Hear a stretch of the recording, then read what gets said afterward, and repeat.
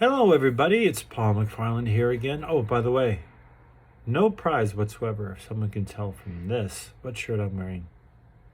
Anyway, I'm here to talk about this great book, How Brands Blow, by these two wonderful guys. Boop. And today I'm going to talk about and read a section from this book that's called Running Their Own Race, the Problem with Demographic Generalizations. If you may know my force in life that I've always had, and I just put words to it a few years ago, bringing the best of humanity forward. The best of humanity has nothing to do with how old you are, what your skin color looks like, what your favorite music is, and your favorite food. Humanity, humanness. Take that and put it in your pocket for the end of this little read. So settle back and read or listen along with me in this fantastic book here. When I was a kid of about 7 or 8 years of age, I became borderline obsessed with the movie Chariots of Fire. If you know Chariots of Fire, I'll give you a minute to roll your eyes because it probably seems like a ridiculously pretentious choice of entertainment for a young lad. It's a fair call. What can I say? I guess I was taken in by all the running, perhaps thinking I would one day become an Olympic champion. Spoiler alert. I didn't quite make it. But before long, or so I like to tell myself, I began to understand the real themes of Chariots of Fire. What are the real themes? Let's just say it didn't win 4 Academy Awards for being a film about some blokes jogging along a beach. Chariots of Fire is the mostly true story of 2 British men who competed at the 1924 Olympics. One, Eric Liddell, is a devout Christian who would later become a missionary in China. He sensationally refuses to run an Olympic heat on a Sunday on account of it being the Sabbath, and therefore forfeits his favorite event, the 100 meters. Eric Liddell literally believes that he runs for God. More figuratively speaking, he tells his supporters that faith will give them the power to see the race to its end. One of the many lines in the film that makes me well up, despite my avowed atheism. Honestly, I implore you to watch that scene if you haven't seen it before. I do too. It's pretty darn emotional. When I talk about bringing the best of humanity forward, part of the best of humanity, let's admit, is our emotions. Back to the book. The other protagonist, Harold Abrahams, is a Jewish man who is driven by resentment of being cast as an outsider by the British society of the time, and particularly by the anti-Semitism that he encounters. As he later explained in a BBC interview, I attached so much importance to my athletics as a means of demonstrating that I wasn't inferior. It's Passover. So when Liddell's motivation was faith-based, Abrahams was a highly personal animus, Latin, we're animals and are animated our actions. At the risk of trivializing such a profound theme, I think it has a parallel in marketing.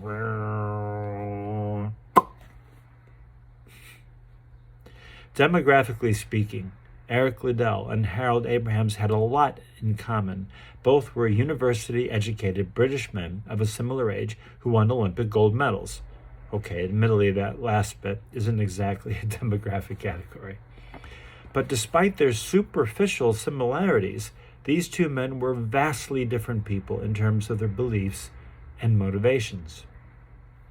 This is why generalizations, especially demographic ones, can be risky.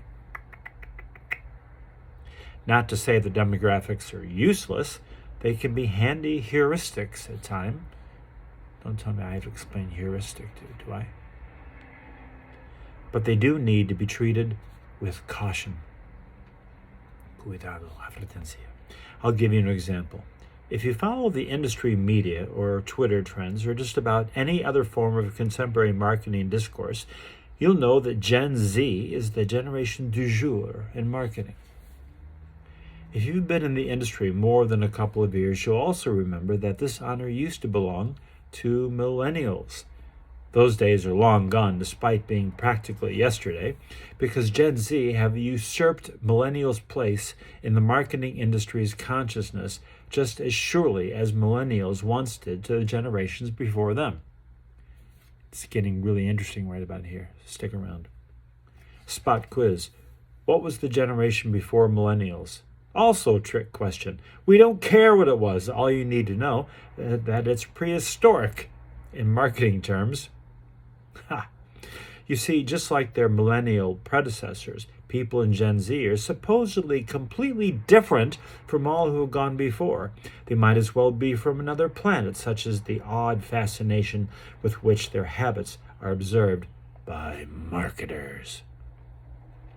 According to the industry media, and I quote, members of Gen Z are almost uniformly skeptical, pragmatic, shrewd, authentic, and driven by passion and cause.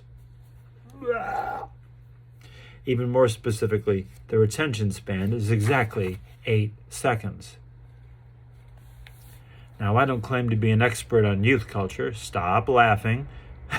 But I've studied and practiced psychiatry, so I have some understanding of human psychology. And unless the human brain has taken a sudden evolutionary right turn in the last few years,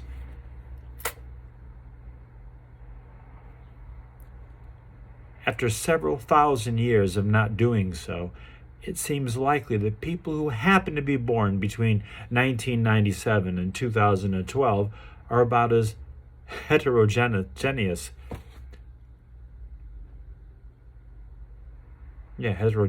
as those of any other generation. You got me. In case you need a handy reference for this point, I have updated my generational guide to include Gen Z.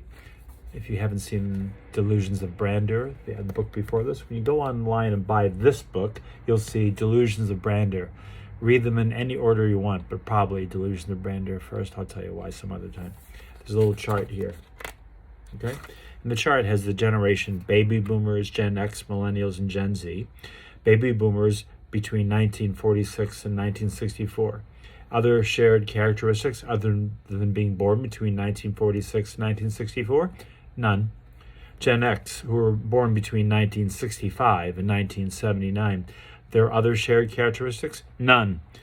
Millennials, born between 1980 and 1996. There are other shared characteristics? None.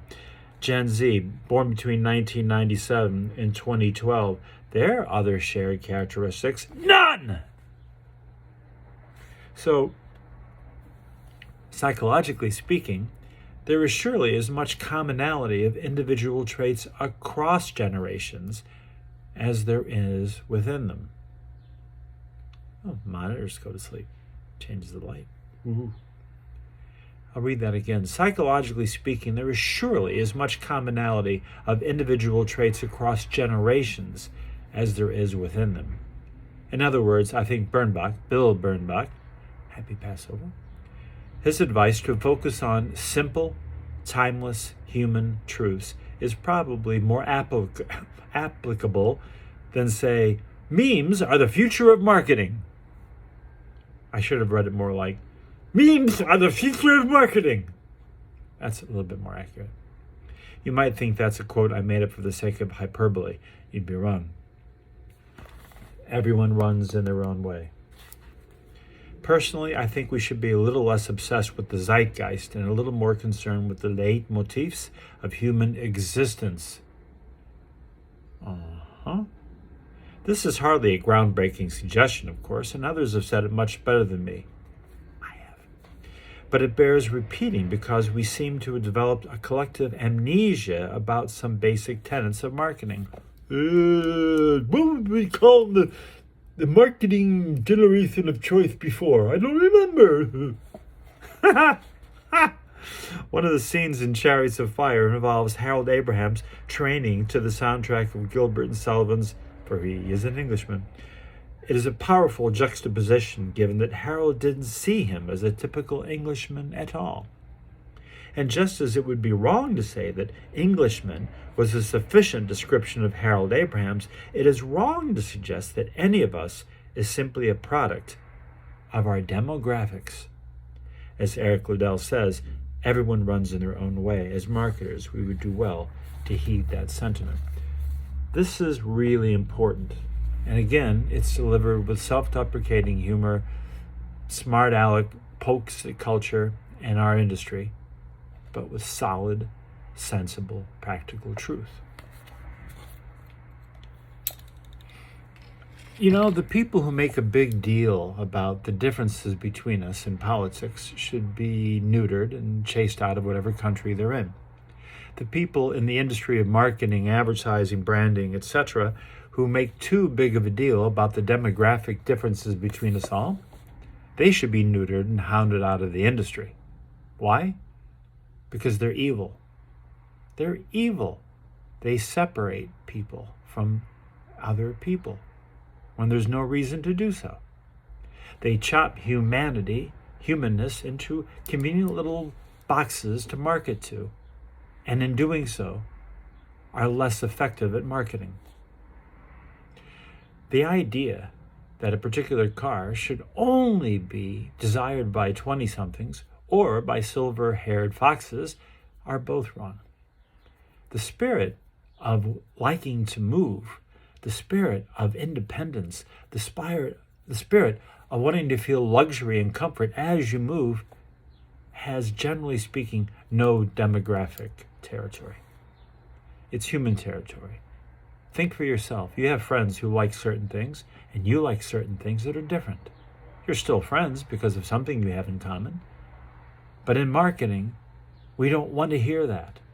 The politicians don't want to know that an urban black person is talking to a suburban white person. They don't want to know that. It can't compete. No, you can't listen to that. Can black people like Rage Against the Machine? Yes, they can. And can white people hate Rage Against the Machine? Yes, of course. Do you see what they're getting to, what I'm getting to here? If you really want to be successful on a mass scale, don't take your possible target audience and squish it like that and say, ha, this is the one we're getting for. If you have something that can appeal to everyone, why wouldn't you want everyone to want your product or service? The basic human qualities are broader and deeper and more sexy sticky than any chopping up of demographics. I could point to quite a few well-meaning, well-deserving, beautiful brands that are going over the last few years because they're following the wrong way. Instead of expanding who they relate to, they're being told we have to go for these crevices and cracks and little tiny beehives and rabbit warrens underground of what really is the truth. Our real people are really these people who have these, some of the most successful brands in the world just said, if you're thirsty, if you're hungry, if you work, if you like family, if you're lonely. Loneliness. Yes, which demographic is really lonely? Which demographic gets extra thirsty? Which demographic gets really hungry when the sun goes down? And which is the demographic that likes to feel free on the open road? Which are the ones who what's that demographic that really likes to feel, I'm leaving my place behind in the plane, I'm going somewhere new and different, this is going to be so exciting. Which is the demographic who thinks, did I choose the right career? Which is the demographic that worries about the future? Which is the demographic that says, where did I come from? And is there a God? Which is the demographic that says, man, I just want to get with someone tonight? What is the demographic that says, am I focused on the wrong things? What is the demographic that says, am I taking good care of my parents or not? What is the demographic that says, I wish I had a brother? What is the demographic that says, why do I feel such animal rage inside me? I'm supposed to be a human. What is the demographic that says, what's that sound? You see, in just a minute or so, I opened up so many brand possibilities, more so that some marketers who make a big deal about demographic silos have done in years. You see why I like this book? You see why I like these guys in the previous book?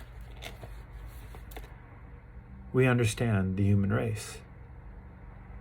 The human race, as opposed to sea urchins, honeybees, pigs, and planarians. Although pigs, we can share internal organs, that's for another discussion. What makes us similar can grow your business much faster and long-lasting scale and growth than any narrow little thing that some idiot, and I do mean idiot, from the Greek idiote, someone who didn't hold public office and didn't know what was going on, tells you should do. Yes, it gets a lot of free press to say, the model is dead, this is the new thing, forget the old thing, this is the new thing. Yes, the new shiny thing. And whatever the name is for a generation 3 times ahead of us right now will be the hot new thing. But remember, how many of us really knew our great-grandparents? Or their parents? Do we even know their names? It's rare. It's all about now. And yes, that nowness can lead to an over-focusing on demographics. But right now, the human condition, what it means to be alive, what it means to suffer, to dream, to want, to love, to ache, to pine, to think, to feel. Those are beautiful insights and silos of humanity that are enough for any brand to take on in their own way. That's my message. It's their message too. If you enjoyed this at all, you can follow me. But here, get this book, read this book, and read it out loud to yourself. You know, there was someone, who said it? Was it Bill Bernbach? Or someone said, someone said this, read your radio copy as if you're W.C. Fields. And if you really sound like W.C. Fields, maybe rewrite it. Demographics, mostly. The commonality of humanity. Yay! More to come.